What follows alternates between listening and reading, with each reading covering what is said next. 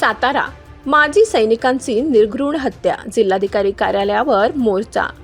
सातारा जिल्ह्यातील परिस्थिती सध्या अत्यंत संवेदनशील बनली असून चितडी गाव तालुका खटाव येथील माजी सैनिक रणजित निकम यांच्या निर्घृण हत्येच्या निषेधार्थ आज जिल्हाधिकारी कार्यालयावर मोठ्या प्रमाणात माजी सैनिकांनी मोर्चा काढला। सैनिक निषेध मोर्चा काढत आंदोलकांनी आरोपींना कठोर शिक्षा द्यावी, फरार आरोपींना तात्काळ अटक करावी आणि पीडित कुटुंबाला न्याय मिळावा अशी मागणी केली। जिल्हाधिकारी कार्यालय परिसरात तणावपूर्ण वातावरण निर्माण झाले असून मोठ्या प्रमाणावर पोलीस बंदोबस्त तैनात करण्यात आला होता। चितडी गावातील रणजित निकम यांची धारदार शस्त्राने निर्घृण हत्या झाल्यानंतर संपूर्ण जिल्ह्यात संतापाची लाट उसळली आहे। या घटनेच्या निषेधार्थ जिल्ह्यातील विविध तालुक्यातून मोठ्या संख्येने माजी सैनिक रेजिमेंट कॅप, मेडल आणि सैनिकी पोशाखात सहभागी झाले होते। आंदोलकांनी जोरदार घोषणाबाजी करत निषेध नोंदविला आणि जिल्हाधिकारी तसेच जिल्हा पोलीस प्रमुखांना निवेदन सादर करण्याची तयारी दर्शविली।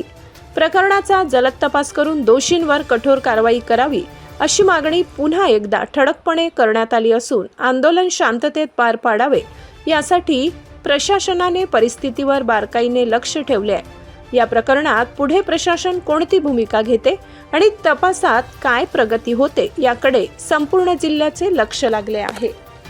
18 तारखेला ज्या 5 कायद्याने जे मारहाण केली पूर्व वैमानिकासाठी माझ्या भावावरती, नंतर त्यांनी जे हे कार्य केले हे गलत केलेलं आहे आणि पाठीमागच्या पूर्व वैमानिकातून हे पण काही जातीय वगैरे दुश्मनी वगैरे नाही, काही गाव लेवलचंच प्रकरण होतं, हे काही घरगुती काही नव्हतं। आणि जर आपण सामाजिक कार्यासाठी जे आपण पुढाकार घेतो, ह्या पुढाकारासाठी जर हा निर्णय होत असेल तर हा पूर्ण गलत निर्णय आहे आणि ह्या निर्णयाला कोर्टाने जास्तीत जास्त सजा द्यावी ही माझी विनंती आहे आणि ही केस फास्ट ट्रॅक कोर्टावरती लवकरात लवकर द्यावी ही माझी विनंती आहे। आणि राहिलेला एक भरत शशिकांत पवार हा जो कैदी आहे त्याला तुर्तास लवकरात लवकर होते एवढी लवकरात लवकर त्याला कैद करावी आणि ह्या घटनेसाठी ज्यांनी पण सहाय्य केले, असं आउटसाईडने ज्यांनी बी कॉन्टॅक्ट करून हा कुठे आहे रणजित निकम, कुठं पोहोचला काय, ज्यांनी बी इन्क्वायरी केली त्यांच्यावरती सुद्धा सक्त गुन्हे दाखल झाला पाहिजे।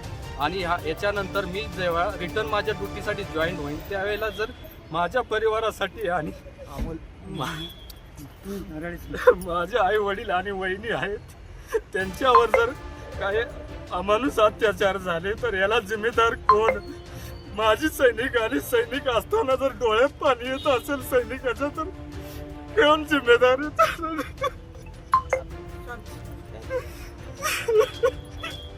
निवेदन आहे की लवकरात लवकर कारवाई व्हावी। आमच्या हात सरकारने बांधले गेलेले आहेत, नाहीतर मी सुद्धा काहीतरी केली असती प्रतिकार।